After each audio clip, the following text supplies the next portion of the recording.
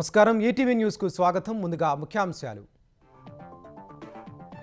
తిరుమల కల్తీ నెయ్యి వ్యవహారంలో వెలుగు చూసిన మరో ఘోరం. తయారీలో లప్సా అనే రసాయనాన్ని వాడినట్లు సిట్ గుర్తింపు.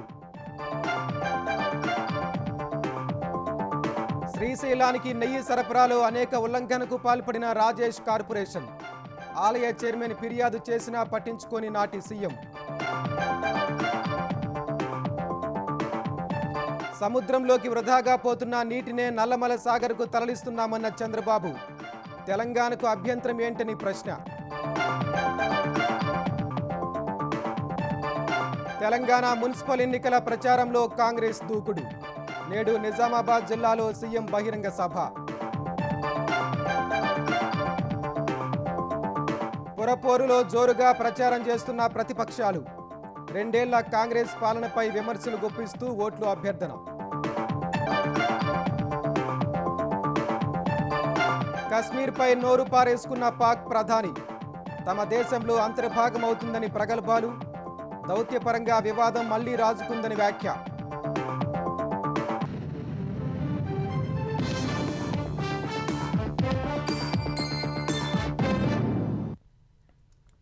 తిరుమల శ్రీవారి లడ్డూ తయారీలో కల్తీ నెయ్యి విషయంలో మరో ఘోరం వెలుగు చూస్తుంది. తిరుమలకు సరఫరా కోసం లక్షల కిలోల కల్తీ నెయ్యి తయారు చేసిన భోలేబాబా డైరీ డైరెక్టర్లు అందుకోసం వివిధ రసాయనాలు కొన్నట్లు సిట్ దర్యాప్తులో తేల్చింది. అందులో భాగంగా ఢిల్లీలోని అరిస్టో కెమికల్స్ నుంచి 8,900 కిలోల లాక్టిక్ యాసిడ్, లప్సా లేదా యాసిడ్ స్లర్రీ కొన్నారని సిట్ అభియోగపత్రంలో పేర్కొంది. కల్తీ నెయ్యి తయారీలో వాడేందుకు భోలేబాబా డైరెక్టర్లు పొమిల్ జైన్, విపున్ జైన్ ఎక్కడెక్కడి నుంచి ఏ రసాయనాలు కొన్నారో అభియోగపత్రంలో సిట్ వెల్లడించింది. దీన్ని బట్టి కల్తీ నెయ్యి తయారీలో వాడేందుకే భోలేబాబా లప్సాను కొన్నట్లు స్పష్టమవుతోంది. కల్తీ నెయ్యి తయారీకి 57.56 లక్షల కిలోల పామాయిల్, పామ్ కెర్నెల్ ఆయిల్తో పాటు 8.90 లక్షల కిలోల acetic acid ester, lactic acid, food grade monoglycerides, లప్సా సహా వివిధ రసాయనాలను భోలేబాబా డైరీ కొన్నట్లు సిట్ గుర్తించింది. పామాయిల్, పామ్ కెర్నెల్ ఆయిలతో beta carotene, acetic acid, food grade monoglycerides సహా పలు రసాయనాలు కలిపి కల్తీ నెయ్యి తయారు చేసినట్లు తేల్చింది. ల్యాబుల్లో పరీక్షించేటప్పుడు అది నెయ్యేనని తప్పుడు ఫలితాలు వచ్చేలా చేసేందుకు, నెయ్యి వాసన వచ్చేలా చేసేందుకు ఈ రసాయనాలను కలిపినట్లు పేర్కొంది. ఈ రసాయనాల సరఫరాదారుల్ని కూడా ఈ కేసులో నిందితులుగా చేర్చింది. దీన్ని బట్టి లప్సాను కల్తీ నెయ్యి తయారీలో వినియోగించినట్లు స్పష్టమవుతోంది. టీటీడీకి కల్తీ నెయ్యి సరఫరా వ్యవహారంపై కూటమి పార్టీల మధ్య సమన్వయానికి త్రిసభ్య కమిటీని నియమించాలని నిర్ణయించారు. గురువారం సీఎం క్యాంపు కార్యాలయంలో ముఖ్యమంత్రి చంద్రబాబు అధ్యక్షతన 2 గంటల పాటు సాగిన కూటమి నేతల భేటీలో ఈ నిర్ణయం తీసుకున్నారు. మంత్రులు కేశవ్, సత్యకుమార్, కందుల దుర్గేష్లతో కమిటీ వేయాలని తొలుత నిర్ణయించారు. అయితే ఈ నెల 11 నుంచి అసెంబ్లీ బడ్జెట్ సమావేశాలు ప్రారంభమవుతున్నందున మంత్రులు బిజీగా ఉంటారన్న ఉద్దేశంతో ఆ ప్రతిపాదన విరమించుకున్నారు. టీడీపీ నుంచి ముఖ్యమంత్రి కార్యక్రమాల సమన్వయకర్త, మాజీ ఎమ్మెల్సీ సత్యనారాయణ రాజు పేరును నిర్ణయించారు. జనసేన, బీజేపీల నుంచి కమిటీలోకి ఎవరిని తీసుకుంటారన్నది నేడు స్పష్టత వస్తుంది. అదే సమయంలో కల్తీ నెయ్యి కేసులో ప్రభుత్వం చేపట్టాల్సిన చర్యలు, భవిష్యత్ కార్యాచరణపై సుదీర్ఘంగా చర్చించారు. శ్రీశైలం దేవస్థానానికి నెయ్యి సరఫరా చేసిన రాజేష్ కార్పొరేషన్ అనేక ఉల్లంఘనలకు పాల్పడింది. ఆ సంస్థ సరఫరా చేసిన నెయ్యితో తయారు చేసిన లడ్డూల నాణ్యతపై అప్పట్లోనే ఫిర్యాదులు రాగా ఈ విషయాన్ని ఆలయ చైర్మన్ చక్రపాణి రెడ్డి అప్పటి సీఎం జగన్కు ఫిర్యాదు చేశారు. దీంతో గతంలోనే కల్తీ నెయ్యి వ్యవహారం జగన్ దృష్టికి వెళ్ళినట్లు స్పష్టమవుతోంది. శ్రీశైలం దేవస్థానానికి నెయ్యి సరఫరా చేసిన రాజేష్ కార్పొరేషన్ ఉల్లంఘనలు ఒక్కొక్కటి వెలుగులోకొస్తున్నాయి. ఆ సంస్థ సరఫరా చేసిన నెయ్యితో తయారైన లడ్డూలు నాణ్యంగా లేవని అప్పట్లోనే పలు విమర్శలొచ్చాయి. దీంతో పాటు నెయ్యిని తక్కువ సరఫరా చేసి ఎక్కువ సరఫరా చేసినట్లుగా బిల్లు చేసుకుంటున్నారని కూడా నాటి ఆలయ చైర్మన్, వైసీపీ నేత రెడ్డివారి చక్రపాణి రెడ్డికి ఫిర్యాదులు అందాయి. దీంతో ఆ సంస్థ సరఫరా చేసిన నెయ్యిని పరిశీలించడానికి ఆయన వెళ్లారు. ఆ పరిశీలనలో డబ్బాల్లో ఉండాల్సిన పరిమాణం కన్నా తక్కువ పరిమాణంలో నెయ్యి ఉందని నిర్ధారణ అయింది.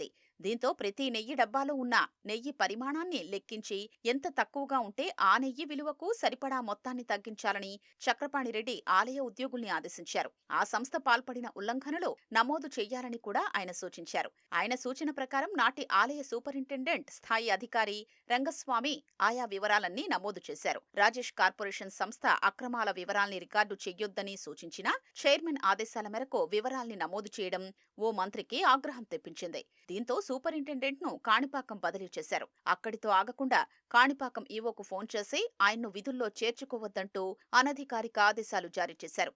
దీంతో ఆ సూపరింటెండెంట్ తీవ్ర ఇబ్బందులు పడాల్సొచ్చింది. ఆలయానికి తక్కువ పరిమాణంలో నెయ్యి సరఫరా చేసిన రాజేష్ కార్పొరేషన్ సంస్థ చివరకు తప్పిదాన్ని సవరించుకోవడానికి ముందుకొచ్చింది. నిర్ణీత పరిమాణం కన్నా తక్కువ ఉన్న నెయ్యి డబ్బాల్ని వెనక్కి తీసుకుని మళ్లీ డబ్బాల్ని సరఫరా చేయడంతో వివాదం ముగిసింది. నెయ్యి నాణ్యతను తనిఖీ చేసే వ్యవస్థలో ఆలయంలో లేకపోవడంతో ఆ అంశంపై అప్పట్లో దృష్టి పెట్టలేకపోయారు. రాజేష్ కార్పొరేషన్పై విమర్శలు వస్తుండడం, ఆలయాన్ని మోసం చేయడానికి ప్రయత్నించడంతో ఆ సంస్థను తప్పించాలని చక్రపాణిరెడ్డి బోర్డు మీటింగ్లో పట్టుబట్టారు. దీంతో పాటు ఆ సంస్థ ప్రతినిధులు ఆలయానికిస్తున్న సరుకుల ధరలు కూడా బయటి మార్కెట్ కన్నా ఎక్కువ ధరకు విక్రయించారని చైర్మన్ అభ్యంతరం వ్యక్తం చేశారు. అయినప్పటికీ ఆ సంస్థకు అప్పటి ఈవో లవన్న అండగా ఉన్నారన్న విమర్శలు ఉన్నాయి. ఆ సంస్థ నెయ్యిని తక్కువ ధరకు సరఫరా చేసిన కారణంగా ఆలయానికి సుమారు 80 లక్షల లాభం కలిగినట్లు లవన్న ప్రకటించారు. సాక్షాత్తు ఈవోనే ఆ సంస్థ వెనకేసుకురావడంతో ఎవరూ మాట్లాడలేకపోయారు. టెండరు నిబంధనలు కూడా రాజేష్ కార్పొరేషన్ కు అనుకూలంగా ఉండేలా రూపొందించారన్న విమర్శలున్నాయి. చివరకు రాజేష్ కార్పొరేషన్ వ్యవహారంపై నేరుగా అప్పటి ముఖ్యమంత్రి జగన్ కు చక్రపాణిరెడ్డి ఫిర్యాదు చేశారు. ఆ సంస్థ పాల్పడుతున్న అక్రమాల్ని కూడా అందులో ప్రస్తావించారు. వివాదం నానాటికి తీవ్రమవుతుండటంతో ముఖ్యమంత్రి కార్యాలయం నుంచి ఏం ఆదేశాలొచ్చాయో గాని ఆఖరికి రాజేష్ కార్పొరేషన్ను పక్కకు తప్పించారు.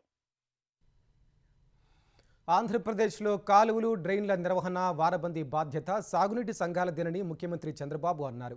నీటి తీరువా కూడా వసూలు చేసి ఆ నిధులు మీరే ఖర్చు చేస్తే జలవనరులు మరింత బాగుపడతాయని పేర్కొన్నారు. సాగునీటి సంఘాల సైన్యం తలుచుకుంటే రాష్ట్రాన్ని సస్యశ్యామలం చేయగలరన్నారు. రాజధాని అమరావతిలోని పరేడ్ మైదానంలో గురువారం రాష్ట్రంలోని సాగునీటి సంఘాల అధ్యక్షులు, ఉపాధ్యక్షులతో సీఎం చంద్రబాబు సమావేశం నిర్వహించారు. రాష్ట్రంలో ప్రతి సాగునీటి సంఘానికి 10 లక్షల వరకు నామినేషన్పై పనులు చేసుకునే వీలు కల్పించామన్న సీఎం సంఘాలు ఉత్సాహంగా పనులు చేస్తున్నాయన్నారు. ఈ ఆర్థిక సంవత్సరంలో 344 కోట్లతో 7,197 నిర్వహణ పనులు చేశారన్నారు. వీటిపై జీఎస్టీ తొలగిస్తామని ప్రకటించారు. మే 15 నాటికే ఖరీఫ్ సాగులో నారుమళ్లకు నీళ్లిస్తామని, ఆ తర్వాత జూన్ నాటికి పొలాలు సాగు చేసుకుందామని చెప్పారు. తుపాన్ల వల్ల ఇబ్బందులు రాకుండా ఖరీఫ్ త్వరగా పూర్తి చేసుకుని రబీ పనులకు సిద్ధం కావాలని పిలుపునిచ్చారు. సాగునీటి సంఘాల ప్రతినిధులు ఇంజనీర్లలా ఆలోచించి కొత్త ఆలోచనలతో ముందుకు రావాలని పిలుపునిచ్చారు. 2014-19 మధ్య సాగునీటి ప్రాజెక్టుల కోసం 68,000 కోట్లు ఖర్చు చేశామన్నారు. ఆ ఫలితాలే ఇప్పుడొస్తున్నాయన్నారు. ఒకప్పుడు రైతుల ఆత్మహత్యలకు కేంద్రంగా ఉన్న రాష్ట్రాన్ని రైతు సానుకూల ఆంధ్రప్రదేశ్గా మారుస్తున్నామని సీఎం పేర్కొన్నారు. గోదావరి నుంచి సముద్రంలోకి వృధాగా పోతున్న నీటినే తాము పోలవరం నుంచి నల్లమల సాగర్కు తరలిస్తున్నామన్న చంద్రబాబు దీనిపై తెలంగాణకు అభ్యంతరం ఏంటని ప్రశ్నించారు. 40 సంవత్సరాలుగా సంవత్సరం ఆవరేజ్ చూస్తే 2,000 టీఎంసీ నీళ్లు సముద్రంలోకి పోతున్నాయి. ఆ సముద్రంలోకి పోయే నీళ్లు ఒక 200 టీఎంసీ నీళ్లు మనం తీసుకుంటే రాష్ట్రంలో కరువు అనే మాట ఉండదు. అది చెయ్యడానికి పోలవరం నుంచి నల్లమల సాగర్ ప్రాజెక్ట్ అని చెప్పి మీకు తెలియజేస్తున్నా. ఈరోజు తెలంగాణ రాష్ట్రం కాళేశ్వరం ప్రాజెక్టు పూర్తి చేశారు. మనం ఏమాత్రం అభ్యంతరం చెప్పలేదు. గోదావరి నుంచి నల్లమల సాగరు ఎవరికి అభ్యంతరం లేదు. ఎవరు అభ్యంతరం చేయాల్సిన పని లేదు. ఇది సముద్రంలోకి పోయే నీళ్లు. రాష్ట్రంలోని అన్ని చెరువులు, కాలువలు, ప్రాజెక్టులు డిజిటలీకరణ చేస్తామన్న సీఎం వాటిపై అవసరమైన చోట కెమెరాలు ఏర్పాటు చేస్తామన్నారు. సాగునీటి సంఘాల నాయకులు ఇంట్లో కూర్చొని వర్చువల్ గా కాలువలు, జలాశయాల్ని తనిఖీ చేసే రోజు తొందరలోనే వస్తుందన్నారు. వచ్చే 5 నెలలు చాలా ముఖ్యమని, కాలువలు, డ్రైన్ల నిర్వహణ పనులు త్వరగా చేపట్టాలని సూచించారు. రాయలసీమ ఎత్తిపోతల ప్రాజెక్టును జగన్ ప్రభుత్వం ఎలాంటి అనుమతులు లేకుండా నిర్మిస్తుంటే జాతీయ హరిత ట్రైబ్యునల్ నిలిపివేసిందన్న చంద్రబాబు దాన్ని కూటమి ప్రభుత్వం ఆపేసినట్లు దుష్ప్రచారం చేస్తున్నారని మండిపడ్డారు.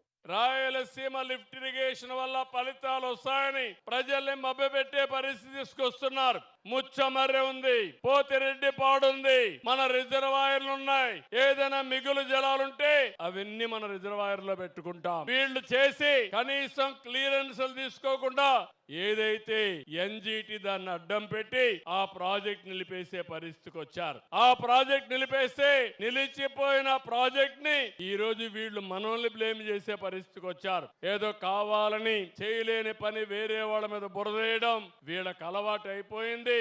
2019-24 మధ్య ప్రాజెక్టులు, సాగునీటి సంఘాల పెండింగు బిల్లులన్నీ క్లియర్ చేస్తామని, 3 ఏళ్లలోపు ఉత్తరాంధ్ర ప్రాజెక్టులను పూర్తి చేస్తామని సీఎం చెప్పారు. వెలిగొండ ప్రాజెక్టును ఈ సీజన్లోనే పూర్తి చేస్తామన్న సీఎం, చింతలపూడి ప్రాజెక్టు తొలిదశ ఈ ఏడాది పూర్తి చేసి నీళ్లందిస్తామని తెలిపారు. ఆంధ్రప్రదేశ్లో భవన ఇతర నిర్మాణ కార్మికులకు గతంలో అందించిన సంక్షేమ పథకాలను పునరుద్ధరించాలని ముఖ్యమంత్రి చంద్రబాబు ఆదేశించారు. క్యాంపు కార్యాలయంలో కార్మిక శాఖ ఉన్నతాధికారులతో సమీక్ష నిర్వహించిన సీఎం ఏపీలోని 20 లక్షల మంది కార్మికుల నైపుణ్యాలు పెంచేందుకు కార్యాచరణ చేపట్టాలన్నారు. నిర్మాణ రంగంలో ఉన్న ప్రముఖ కంపెనీలు L&T, NCC, మిత్తల్తో పాటు ఇతర సంస్థల సహకారంతో కార్మికులకు నైపుణ్య శిక్షణ ఇచ్చేందుకు చర్యలు తీసుకోవాలన్నారు.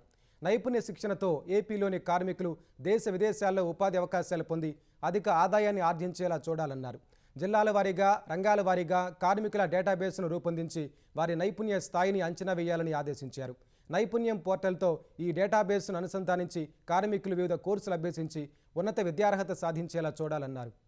గిగ్ వర్కర్లు, నిర్మాణ కార్మికుల ఆదాయాలు పెరిగేందుకు చర్యలు చేపట్టాలని సీఎం చెప్పారు. రాష్ట్రంలో ఏర్పాటు కానున్న వివిధ భారీ పరిశ్రమలకు అవసరమైన నైపుణ్యాలు యువతకు అందించాలన్నారు. కార్మికులకు ఆరోగ్య పరీక్షలు నిర్వహించి తీవ్ర అనారోగ్య సమస్యలు ఉన్న వారిని గుర్తించాలని సీఎం పేర్కొన్నారు. తిరుమల లడ్డూలో నెయ్యి కల్తీ జరిగినట్లు సీటు తేల్చిన వైసీపీ అడ్డగోలుగా వాదిస్తోందని కూటమి నేతలు విమర్శించారు. సాక్షాత్తు వెంకటేశ్వర స్వామితో ఆడుకున్న ప్రతి ఒక్కరూ శిక్ష అనుభవించారని మరోసారి గుర్తు చేశారు. కల్తీ నెయ్యి వ్యవహారంలో అవినీతి సొమ్ము జగన్ వద్దకు చేరిందని ఆరోపించారు. దీనిపై విచారణ చేయాలని డిమాండ్ చేశారు. సీఎం చంద్రబాబుపై అంబటి వ్యాఖ్యలను జగన్ సమర్థించడాన్ని కూటమి నేతలు తప్పుపట్టారు. జగన్ పరామర్శల పేరుతో వారానికోసారి బెంగళూరు నుంచి వచ్చి ఏపీలో విధ్వంసం సృష్టిస్తున్నారని మండిపడ్డారు. అంబటి ఏమైనా స్వతంత్ర సమరయోధుడా, ఇంటికెళ్లి పరామర్శించడానికని నిలదీశారు. ఆయన విషయంలో కుల ప్రస్తావన తేవడంలో కుట్ర దాగి ఉందని ఆరోపించారు. అతను రోడ్డు మీద బయటకు వచ్చాడంటే విధ్వంసం సృష్టించడానికే వస్తున్నాడు తప్పించి ఏ రోజు కూడా ప్రజా సంక్షేమం గురించి గాని, ప్రజా ఉపయోగపడే పరిస్థితి గాని ఒక్కటి కూడా కనిపించదు. ఈ 1.5 సంవత్సరంలో ఏ రోజైనా వైఎస్ఆర్సీపీ నాయకుల్ని మేము హౌస్ అరెస్ట్ చేశామా అండి? మీరు ఎక్కడైనా విన్నారా హౌస్ అరెస్ట్ చేశామని? కానీ వాళ్ళు వచ్చి మా విధుల్ని, మా పోలీసులు చేసే విధుల్ని ఆటంకపరుస్తున్నారని మేము ఇబ్బందులు పడి తిరిగి వాళ్ళ మీద ఏదైనా కేసు పెడితే తిరిగి పోలీసులు అంతు తేలుస్తామని చెప్పి పోలీసుల మీద తిరిగి దుర్భాషలు ఆడే పరిస్థితి కనిపిస్తా ఉంది. ప్రజాపాలన ప్రగతి బాట కార్యక్రమంలో భాగంగా నేడు ముఖ్యమంత్రి రేవంత్ రెడ్డి నిజామాబాద్ జిల్లాలో పర్యటించనున్నారు. దాదాపు 700 కోట్ల రూపాయలతో నిర్మించనున్న 3 ఇంటిగ్రేటెడ్ పాఠశాలలు, వ్యవసాయ కళాశాల, తెలంగాణ వర్సిటీలో పలు భవనాల నిర్మాణం తదితర పనులకు శంకుస్థాపనలు చేయనున్నారు. అనంతరం బర్దిపూరి శివార్లో నిర్వహించనున్న బహిరంగ సభలో ముఖ్యమంత్రి పాల్గొనున్నారు. సీఎం సభలో సుమారు 50,000 మంది పాల్గొనేలా ఏర్పాట్లు చేశారు. కాంగ్రెస్ పార్టీ నేతలు 5 నియోజకవర్గాల నుంచి జన సమీకరణ చేస్తున్నారు. సభాస్థలిని కలెక్టర్ ఇలా త్రిపాఠి, సిపి సాయి చైతన్య పరిశీలించారు. ఎలాంటి లోటుపాట్లకు తావులేకుండా కట్టుదిట్టమైన ఏర్పాట్లు చేయాలని అధికారులను ఆదేశించారు. సభాస్థలి ప్రాంగణం, హెలీప్యాడ్, వాహనాల పార్కింగ్ల వద్ద ఇబ్బంది లేకుండా జాగ్రత్తలు తీసుకోవాలని సూచించారు. కాంగ్రెస్ చేస్తున్న అభివృద్ధి పరిపాలన పట్ల ప్రజలు సంతృప్తిగా ఉన్నారని పిసిసి అధ్యక్షుడు మహేష్ కుమార్ పేర్కొన్నారు. తెలంగాణలో శాంతి, అభివృద్ధిని కోరుకుంటున్న ప్రజలంతా మున్సిపల్ ఎన్నికల్లో కాంగ్రెస్ పార్టీకి పట్టం కట్టాలని కోరారు. మనకు మధ్యన చిచ్చు పెట్టే అవకాశాలు ఉంటాయి. గతంలో జరిగినట్టు సంఘటనలు ఉన్నాయి. క్షణిక ఆవేశాలకు లోనవద్దని, తప్పుడు ప్రచారాలు నమ్మవద్దని, వాస్తవాలు తెలుసుకునే వరకు నిర్ణయం చేయకూడదని, ప్రశాంతమైనటువంటి నిజామాబాద్ పట్టణాన్ని ఇదే ప్రశాంతత వాతావరణంలో ఎన్నికలు జరుపుకుందామని, అభివృద్ధి కావాలి కాబట్టి, అభివృద్ధి ఇచ్చేటట్టు పార్టీ కాంగ్రెస్ పార్టీ కాబట్టి అందరూ కూడా కాంగ్రెస్ పార్టీని ఆశీర్వదించాల్సిందిగా నేను ఈ సందర్భంగా మనవి చేస్తా ఉన్నాను. తెలంగాణలో మున్సిపల్ ఎన్నికల పోలింగ్కు మరో 5 రోజులే గడువు ఉండటంతో అధికార కాంగ్రెస్ ప్రచారంలో జోరు పెంచింది. నల్గొండ మున్సిపల్ కార్పొరేషన్ ఎన్నికల ప్రచారంలో పాల్గొన్న మంత్రి కోమటిరెడ్డి వెంకటరెడ్డి తెలంగాణ వ్యాప్తంగా 100కు పైగా స్థానాల్లో కాంగ్రెస్ విజయం సాధిస్తుందని ధీమా వ్యక్తం చేశారు. సూర్యాపేట జిల్లా హుజూర్ నగర్లో ఎన్నికల ప్రచారం నిర్వహించిన మంత్రి ఉత్తమ్ కుమార్ రెడ్డి ప్రభుత్వం ఏం ఎన్నికలు నిర్వహించినా కాంగ్రెస్ గెలుస్తుందన్నారు. ఉమ్మడి ఖమ్మం జిల్లాలో పర్యటించిన మంత్రి పొంగులేటి శ్రీనివాసరెడ్డి మున్సిపాలిటీల అభివృద్ధికి కాంగ్రెస్ ప్రభుత్వం ఎనలేని కృషి చేస్తోందన్నారు. మతం పేరుతో ఓట్లు అడుగుతూ బీజేపీ ప్రజల మధ్య చిచ్చుపెట్టే ప్రయత్నం చేస్తోందని పీసీసీ అధ్యక్షుడు మహేష్ కుమార్ గౌడ్ నిజామాబాద్లో ఆరోపించారు. కాంగ్రెస్ చేసిన అభివృద్ధిని, బీఆర్ఎస్ చేసిన అన్యాయాలను ప్రజలకు అవగాహన కల్పిస్తూ ముందుకు సాగాలని అభ్యర్థులకు సూచించారు. మున్సిపల్ ఎన్నికల తర్వాత పన్నులు పెంచుతారని కేంద్ర మంత్రి బండి సంజయ్ చేస్తున్న ఆరోపణలను మంత్రి దుద్దిళ్ల శ్రీధర్బాబు ఖండించారు. కరీంనగర్లో కాంగ్రెస్ అభ్యర్థులకు మద్దతుగా నిర్వహించిన కార్నర్ మీటింగ్లో పాల్గొన్న మంత్రి ప్రజలకు ప్రయోజనం చేకూర్చే విధంగానే కాంగ్రెస్ విధానాలు ఉంటాయని స్పష్టం చేశారు. ఈ రోజు మా ప్రభుత్వం వచ్చిన తర్వాత ఒక్క రూపాయి ట్యాక్స్ పెంచలే, ఒక్క రూపాయి పన్ను పెంచలే, మౌలిక సదుపాయాలు కల్పిస్తుంది. ఏది చేసింది కాంగ్రెస్ పార్టీ ప్రభుత్వం ఎందుకు వేయాలి అని ఓటు అడిగేటోళ్లకు ఆ టీఆర్ఎస్ కానీ బీజేపీ వారికి ఇది మా సమాధానం అని చెప్తా ఉన్నాం. ఇంకో ప్రకారం బీజేపీకి సంబంధించి చాలా చెప్తా ఉన్నారే. ఈ రోజు దేశ స్థాయిలో వారి ప్రభుత్వం ఉంది. ఈ పట్టణానికి ఈ 2 సంవత్సరాల కాలంలో కొత్తగా చేసింది ఏందని ఈ ప్రాంతానికి సంబంధించిన ప్రతినిధులను అడుగుతా ఉన్నాం.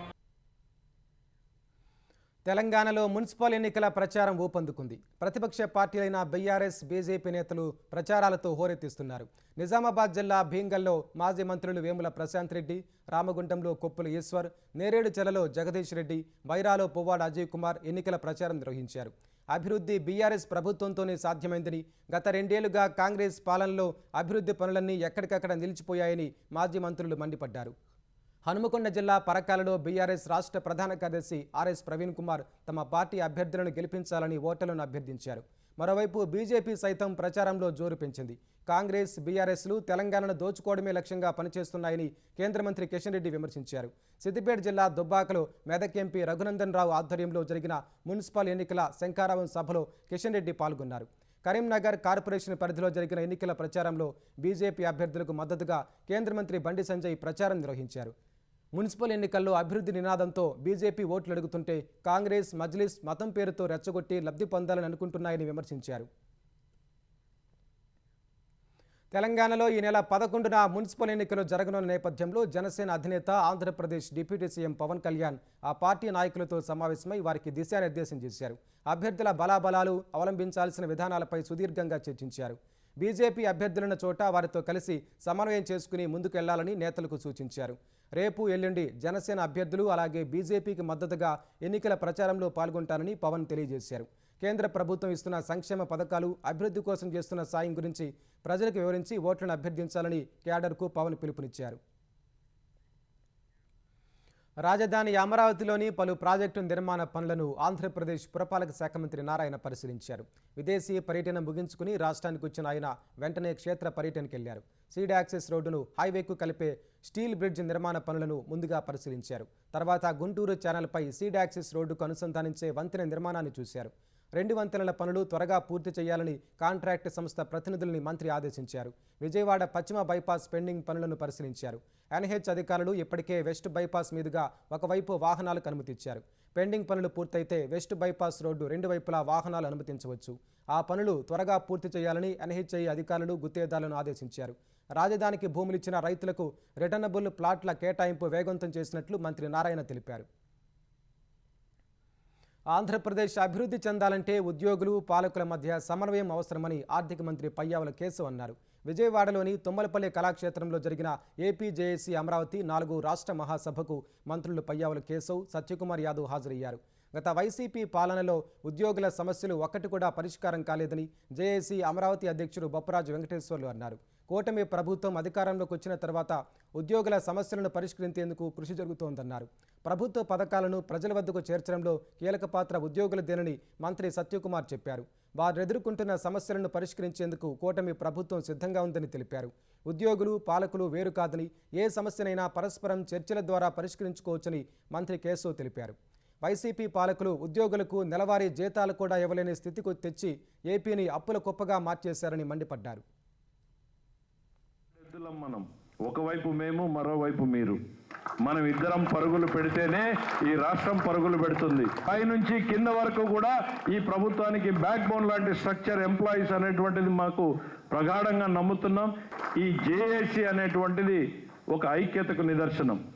జేఏసీలో సభ్యులు కొత్త టీమును కూడా చేర్చుకోండి. ఈ మంత్రివర్గం కూడా మీ జేఏసీలోనే పార్ట్నర్ అనేటువంటి తెలియజేసుకుంటూ జై హింద్. ప్రజలకు ఇబ్బంది కలిగించకుండా జోగి రమేష్ ఇంటికి వెళ్లాలంటూ వైసీపీ అధినేత జగన్మోహన్ రెడ్డికి ఆంధ్రప్రదేశ్ ప్రభుత్వం నోటీసులు ఇచ్చింది. ప్రజా ప్రయోజనాల కోసం వెస్ట్ బైపాస్ వినియోగించుకోవాలని పోలీసులు నోటీసులో పేర్కొన్నారు. ట్రాఫిక్ ఇబ్బందులు, అనధికారికంగా జన సమీకరణ, అత్యవసర వాహనాలు వెళ్లేందుకు వీలుగా ఇబ్బంది లేకుండా పోలీసులు ఆదేశాలు పాటించాలని ప్రభుత్వం జగన్కు స్పష్టం చేసింది. తెలంగాణలో ఓటర్ల ప్రత్యేక సమగ్ర సవరణ ఎస్ఐఆర్ కోసం ఏప్రిల్ మే నెలల్లో నోటిఫికేషన్ వచ్చే అవకాశం ఉందని రాష్ట్ర ప్రధాన ఎన్నికల అధికారి సుదర్శన్ రెడ్డి తెలిపారు. తెలంగాణలో ఎస్ఐఆర్ కోసం ముందస్తు ఏర్పాట్లు జరుగుతున్నాయని సీఈఓ వెల్లడించారు. ఎస్ఐఆర్ సన్నాహక చర్యల్లో భాగంగా రాజకీయ పార్టీల ప్రతినిధులతో సీఈఓ సుదర్శన్ రెడ్డి సమావేశం నిర్వహించారు. రాజకీయ పార్టీలు పోలింగ్ బూత్ స్థాయి ఏజెంట్లను నియమించుకోవాలని సీఈఓ తెలిపారు. ఎస్ఐఆర్ కోసం రాజకీయ పార్టీల బిఎల్ఏలు బూత్ స్థాయి అధికారులతో సమన్వయం చేసుకుని పనిచేయాలని కోరారు. ఓటర్ల జాబితా సవరణలో ఖచ్చితత్వం, పారదర్శకత, సమస్యల సకాల పరిష్కారం కోసం స్థానికులనే బిఎల్ఏలుగా నియమించాలని సూచించారు. ప్రస్తుతం 2025 జాబితాలోని ఓటర్లను 2002 ఎస్ఐఆర్లో నమోదైన ఓటర్లతో అనుసంధానించేలా టేబుల్ ట్యాప్ మ్యాపింగ్తో పాటు క్షేత్రస్థాయి మ్యాపింగ్ కొనసాగుతోందన్నారు. బూత్ స్థాయిలో రాజకీయ పార్టీలు భాగస్వామ్యం అయితే ఫిర్యాదులు తగ్గి అర్హులైన ఓటర్లు జాబితా నుంచి మిస్ కాకుండా ఉంటుందన్నారు. ఏనాడు ఈటీవీ వేడుకలకు కడప జిల్లా ప్రొద్దుటూరు సిబిఐటి కళాశాల మైదానం ముస్తాబైంది. ఏనాడు 50 వసంతాలు, ఈటీవీ 30 ఏళ్లు పూర్తి చేసుకున్న సందర్భంగా నేడు ఈ వేడుకలు నిర్వహించనున్నారు. ఈ వేడుకల్లో సినీ గీతాలు, డ్యాన్స్ ప్రదర్శనలతో ప్రేక్షకులను ఉర్రూతులూగించనున్నారు. ప్రముఖ గాయని, గాయకులు గీతామాధురి, రేవంత్, సాహితీ Chaganti, Prithvichandra, ETV D fame పండు, భూమిక తమ ఆటపాటలతో అలరించనున్నారు. త్రియోరి బ్యాండ్ తమ సంగీత సాగరంలో ప్రేక్షకులను ముంచెత్తనున్నారు. ప్రముఖ యాంకర్ సుమ ప్రయుక్తగా వ్యవహరించనున్నారు. Jabardasth fame hyper Aadi punch డైలాగులతో కడుపుబ్బా నవ్వించనున్నారు. ప్రేక్షకులు పెద్ద ఎత్తున వచ్చే అవకాశం ఉండటంతో పోలీసులు పటిష్టమైన బందోబస్తు ఏర్పాట్లు చేస్తున్నారు. తూర్పు నాగాలాండ్ సమస్యల పరిష్కారంలో భాగంగా frontier Nagaland territorial authority FNDA ఏర్పాటుకు త్రైపాక్షిక ఒప్పందం కుదిరింది.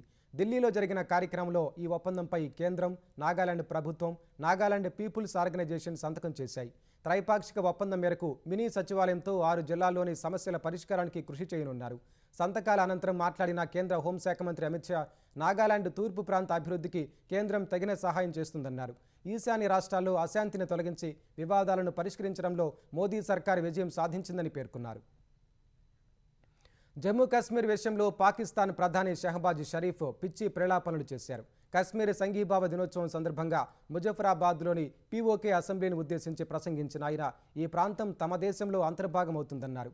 గతేడాది మే నెలలో ఇరు దేశాల మధ్య జరిగిన ఘర్షణల తర్వాత కశ్మీర్ వివాదం దౌత్యపరంగా మళ్లీ రాజుకుందన్నారు. భారత్ ఉగ్రవాదాన్ని పరోక్షంగా ఎగదోస్తోందంటూ నోరు పారేసుకున్నారు. కశ్మీర్ ప్రజల ఆకాంక్షలను గౌరవించడం, ఐరాస భద్రతా మండలి తీర్మానాలను అమలు చేయడమే జమ్మూ కాశ్మీర్ వివాదానికి సరైన పరిష్కారమని తెలిపారు. తాము శాంతి స్థాపనను కోరుకుంటున్నామన్న పాక్ ప్రధాని కశ్మీర్ను పాకిస్తాన్ జీవనాడిగా జిన్నా ప్రకటించారని చెప్పారు. అది ఎప్పటికీ తమ విదేశాంగ విధానానికి ఆధారంగా ఉందని షరీఫ్ వెల్లడించారు.